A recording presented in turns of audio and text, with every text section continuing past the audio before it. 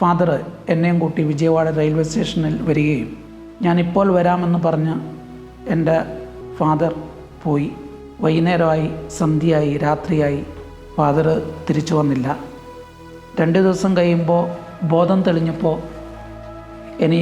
എനിക്ക് കാണുന്നത് 4 വർഷം ഈ ഭൂമിയിൽ 2 കാലിലും നടന്ന ഞാൻ എൻ്റെ ഒരു കാല് നഷ്ടപ്പെട്ട ഒരവസ്ഥയാണ് ഞാൻ കാണുന്നത്. തമിഴ് ഭിക്ഷാടക സംഘം എന്നെ കൂടെ കൂട്ടി 2-3 ദിവസം അവർ ഭക്ഷണമൊക്കെ തന്നു. അത് കഴിഞ്ഞ് ഭിക്ഷയാചിക്കണം എന്ന് ആവശ്യപ്പെട്ടപ്പോൾ ദൈവത്തിൻ്റെ കൃപ കൊണ്ട് ഞാൻ എങ്ങനെയോ അവരുടെ കണ്ണ് വെട്ടിച്ച് ട്രെയിൻ കയറി ഞാൻ കോഴിക്കോട് വന്ന് ഇറങ്ങുന്നു. സ്വന്തം അമ്മ നിന്നെ മറന്നാലും നിന്നെ ഞാൻ മറക്കില്ല, നിന്നെ ഞാൻ എൻ്റെ ഉള്ളം കയ്യിൽ രേഖപ്പെടുത്തിയിരിക്കുന്നു. അതായത് ദൈവം എപ്പോഴും നമ്മുടെ കൂടെയുള്ള ഒരു അനുഭവമാണ് എൻ്റെ ലൈഫിൽ ഉണ്ടായിട്ടുള്ളത്.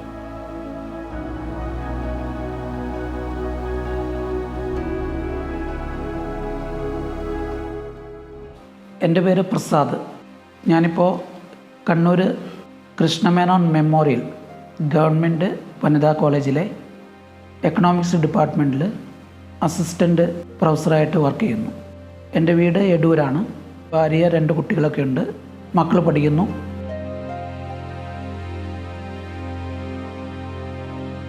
ഞാൻ ജനിച്ചത് ആന്ധ്രാപ്രദേശിലെ വിജയവാഡ എന്നൊരു മഹാനഗരത്തിലാണ്. അപ്പോൾ ആദ്യം പാരൻസൊക്കെ ഉണ്ടായിരുന്നു. അപ്പോൾ അച്ഛനും അമ്മയും ഒരു പിണക്കത്തിൻ്റെ പേരിൽ സെപ്പറേറ്റായി താമസിക്കുകയും ഞാൻ ഫാദറിൻ്റെ കൂടെയും എൻ്റെ അനുജത്തി അമ്മയുടെ കൂടെയായിരുന്നു. അങ്ങനെ ഒരിക്കൽ ഞാൻ നഴ്സറിയിലേക്ക് പോകുമ്പോൾ ഒരു ലോറി ആക്സിഡൻ്റ് ഉണ്ടായി. ആ ലോറി ആക്സിഡൻറ്റിൽ എൻ്റെ ഒരു കാല് മുട്ടിന് താഴെ നഷ്ടപ്പെടുകയും കൈക്ക് ഒരു ഡിഫോമിറ്റി വരികയും ചെയ്തു. അന്നേരം ചെറിയ പ്രായമാണ്, ഏകദേശം ഒരു 4 വയസ്സിലാണ്. എന്നെയും കൊണ്ട് ആന്ധ്രയിലെ മെഡിക്കൽ കോളേജിൽ എത്തുകയും 2 ദിവസം കഴിയുമ്പോൾ ബോധം തെളിഞ്ഞപ്പോൾ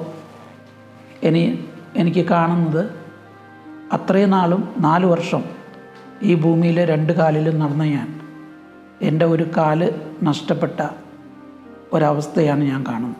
അങ്ങനെ കണ്ടപ്പോൾ ആ ചെറിയ പ്രായത്തിൽ പോലും അത് ഉൾക്കൊള്ളാൻ എന്നെക്കൊണ്ട് കഴിഞ്ഞില്ല. കാരണം ഞാൻ ആശുപത്രിയിൽ ഒച്ചയിൽ നിലവിളിച്ച് കരഞ്ഞിട്ടുണ്ട്. എനിക്ക് ജീവിക്കേണ്ട, എനിക്ക് മരിച്ചാൽ മതി. കാരണം ഒന്നും അറിയാത്ത പ്രായത്തിൽ പോലും ഞാൻ അങ്ങനെ വിളിച്ച് പറഞ്ഞിട്ടുണ്ട്.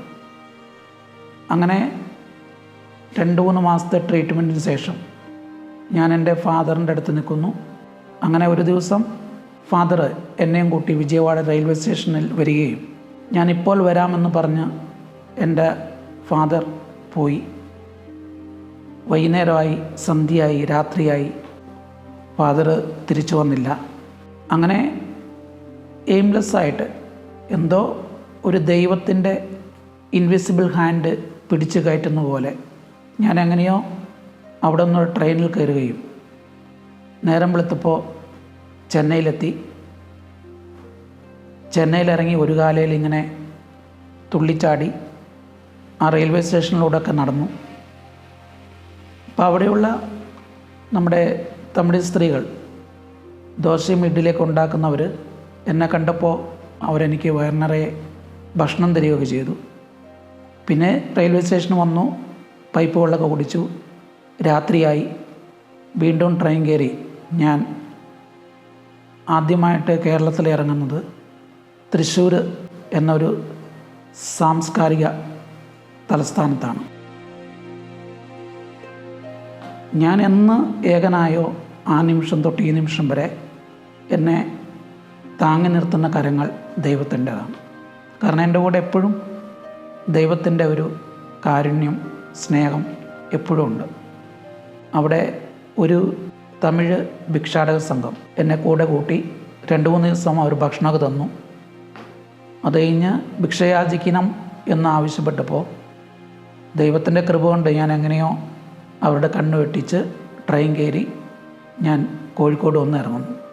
കോഴിക്കോട് ഇറങ്ങി അങ്ങനെ സ്ക്രച്ചസ് അന്വേഷിച്ച് മെഡിക്കൽ കോളേജിൽ എത്തുകയും എന്നെ മെഡിക്കൽ കോളേജിൽ ഡോക്ടേഴ്സ് അഡ്മിറ്റ് ചെയ്യുകയും വീണ്ടും തുടർച്ചയായിട്ടുള്ള ഓപ്പറേഷനുകൾ ചെയ്ത് എന്നെ ഈ നിലയിലെത്തിച്ചത് ഡോക്ടേഴ്സാണ്. അങ്ങനെ ഒരിക്കൽ ശ്രീകണ്ഠാപുരത്തെ ലത്തീഫ് ഡോക്ടർ നൈറ്റ് ഡ്യൂട്ടിക്ക് വേണ്ടി വാർഡിൽ വന്നപ്പോൾ എൻ്റെ കാര്യങ്ങൾ പറയുകയും ലത്തീഫ് ഡോക്ടർ 100% ആത്മാർത്ഥതയോടുകൂടി എന്നെ പഠിപ്പിക്കാൻ വേണ്ടി തീരുമാനിച്ചു. അങ്ങനെയാണ് തലശ്ശേരി ഡയസിസിൻ്റെ കീഴിലുള്ള സാവിയോ ബോയ്സ് ടൗൺ എന്നൊരു ബാലഭവനിൽ ലത്തീഫ് ഡോക്ടറും ലില്ലി ഡോക്ടറും എന്നെ കുന്നോത്ത് കൊണ്ട് ആക്കുന്നു. 10ാം ക്ലാസ്സിൽ നല്ല മാർക്കോടെ പാസ്സായി. നിർമ്മലി കോളേജിൽ PDC പാസ്സായി.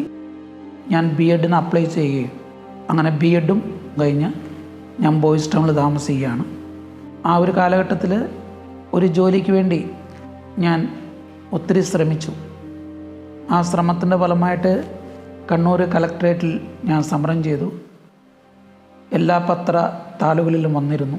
അപ്പോൾ ഇങ്ങനെ ഈ പത്രവാർത്ത തലശ്ശേരി ബിഷപ്പായിരുന്ന വലിയമറ്റം പിതാവിനെ ചിന്തിപ്പിക്കുകയും എനിക്ക് 2001 വായാട്ടുപറമ്പ് UP സ്കൂളിൽ ഒരു അപ്പോയിൻമെൻറ്റ് ഓർഡർ എനിക്ക് ആദ്യമായി തന്നത് വലിയമറ്റം പിതാവായിരുന്നു. വായാട്ടുപറമ്പ് സ്കൂളിൽ എന്നെ കൊണ്ടുവിട്ടതും ബഹുമാനപ്പെട്ട വലിയമറ്റം പിതാവായിരുന്നു. ഞാനെപ്പോൾ ബിഷപ്പ് ഹൗസിൽ പോയാലും ഭക്ഷണം തന്നിട്ടേ വിടുള്ളൂ. അതും പിതാവിൻ്റെ കൂടെ ഇരുത്തിയിട്ടാണ് തരിക. അപ്പോൾ ഇതൊക്കെ ദൈവത്തിൻ്റെ വലിയൊരു അനുഭവമായിട്ടാണ് എനിക്ക് അനുഭവപ്പെട്ടിട്ടുള്ളത്. 2003 അവിടെ വികാരിയായിട്ട് വന്നത് ജോസ് ഇലയാനത്തോട്ടച്ഛനാണ്. അച്ഛനും എന്നോട് ഒത്തിരി സ്നേഹമായിരുന്നു. സ്വന്തം മകനെ കല്യാണം കഴിപ്പിച്ചു വിടുന്ന പോലെയാണ് ഇലയാനത്തോട്ടച്ഛൻ എൻ്റെ കല്യാണം നടത്തി തന്നത്. അതായത് ലീവ് വേക്കൻസിൽ കിട്ടിയ എമൗണ്ടും അച്ഛൻ്റെ വക ഒരു എമൗണ്ടും കൂട്ടി കീഴ്പള്ളിയിൽ ഒരു 10 സെൻറ്റ് സ്ഥലവും ചെറിയ വീടും മേടിച്ച് തരികയും എന്നെ കല്യാണം കഴിപ്പിച്ചു വിടുകയും കല്യാണത്തിൻ്റെ എല്ലാ കാര്യങ്ങളും ചെയ്യുകയും ചെയ്തത് ബഹുമാനപ്പെട്ട ഇലയാനത്തോട്ടച്ഛനാണ്. പിന്നെ അങ്ങനെ 2003 ഞങ്ങൾ കീഴ്പള്ളിയിൽ സെറ്റിലായി. ഞാൻ ആദ്യമായിട്ട് PGക്ക് പഠിക്കുമ്പോൾ ഫീസ് അടയ്ക്കുന്നത് എൻ്റെ വൈഫിൻ്റെ കെട്ടുതാലി പണയം വെച്ചിട്ടാണ്.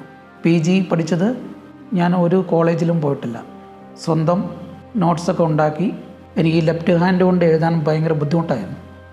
പക്ഷെ രാത്രി കാലങ്ങളിൽ ഇരുന്ന് എഴുതി ശീലിച്ച് അങ്ങനെ PG എക്സാം എഴുതി. PG നല്ല മാർക്കോടുകൂടി ഞാൻ പാസ്സായി. പിന്നെ പഠിക്കാനുള്ള എല്ലാ സപ്പോർട്ടും എൻ്റെ വൈഫ് എനിക്ക് തരുമായിരുന്നു. ആദ്യമായിട്ട് എനിക്ക് അപ്പോയിൻമെൻറ്റ് സ്ഥിരമായിട്ട് കിട്ടിയത് നെല്ലിക്കുറ്റി UP സ്കൂളിലാണ്. തുടർന്ന് പല സ്കൂളിൽ ഞാൻ വർക്ക് ചെയ്തു.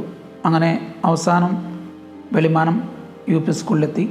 അപ്പോൾ അവിടെ വർക്ക് ചെയ്യുമ്പോഴാണ് പണ്ട് കണ്ണൂർ കളക്ടറേറ്റിൽ ചെയ്ത സമരത്തിൻ്റെ ഇമ്പാക്റ്റായിട്ട് എനിക്ക് ഗവൺമെൻറ് സർവീസിൽ തന്നെ UP സ്കൂൾ അധ്യാപകനായിട്ട് ആറളത്ത് അപ്പോയിൻമെൻറ്റ് കിട്ടി. അങ്ങനെ 2014 ഞാൻ ഗവൺമെൻറ് ഹയർ സെക്കൻഡറി ആറളത്ത് തന്നെ ഹയർ സെക്കൻഡറി അധ്യാപകനായി മാറി. തുടർന്ന് വീണ്ടും നെറ്റ് പഠിച്ചു. PSC കോൾ ഫോർ ചെയ്തു. അങ്ങനെ 2016 എനിക്ക് കണ്ണൂർ കൃഷ്ണമേനോൻ ഗവൺമെൻറ് വിമൻസ് കോളേജിൽ അസിസ്റ്റൻ്റ് പ്രൊഫസറായിട്ട് നിയമനം കിട്ടി. യഥാർത്ഥത്തിൽ ഈ നിയമനം എനിക്ക് തന്നത് ദൈവം തന്നെയാണ്. ഒരു ഇൻവിസിബിൾ അപ്പോയിൻമെൻറ്റ് പോലെ.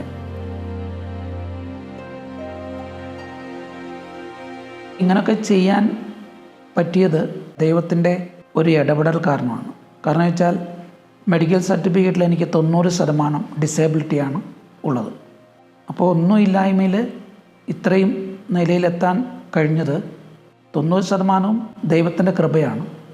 ബാക്കി 10% പറഞ്ഞാൽ നമ്മുടെ മനസ്സിൻ്റെ ഉള്ളിലുള്ള കോൺഫിഡൻസ്, അതുപോലെ തന്നെ സ്ഥിരോത്സാഹം, പിന്നെ അതുപോലെ തന്നെ തളരാത്ത മനസ്സ്. ഞാൻ ചെറുപ്പം മുതലേ 1ാം ക്ലാസ്സിൽ പഠിക്കുമ്പോൾ തൊട്ടേ കിടക്കുമ്പോൾ മനസ്സിൽ പ്രാർത്ഥിച്ചിട്ടാണ് ഞാൻ കിടക്കുക. പറ്റുമ്പോഴൊക്കെ രാവിലെ പള്ളിയിൽ പോയി അതിനുശേഷമാണ് കോളേജിലേക്ക് പോകുന്നത്. ഇന്നും ഞാൻ ഏറ്റവും ആദ്യം പ്രാർത്ഥിക്കുന്നത് പോളിയോ ബാധിച്ചവർ, രണ്ടാമത് എൻഡോസൾഫാൻ ഇരകൾ, മൂന്നാമത്തെ ഓട്ടിസം ബാധിച്ചവർ, നാലാമത്തെ സെറിബ്രൽ പൾസി, അഞ്ചാമത്തെ സ്പൈനൽ മസ്കുലർ അട്രോഫി, ജനിതക വൈകല്യങ്ങൾ, ജന്മനാ വൈകല്യങ്ങൾ, അപകടങ്ങൾ, ഇതുമൂലം ചലനശേഷി നഷ്ടപ്പെട്ടു പോയവർക്ക് വേണ്ടിയാണ് എന്നും ഞാൻ പ്രാർത്ഥനയിൽ പ്രാർത്ഥിക്കുക.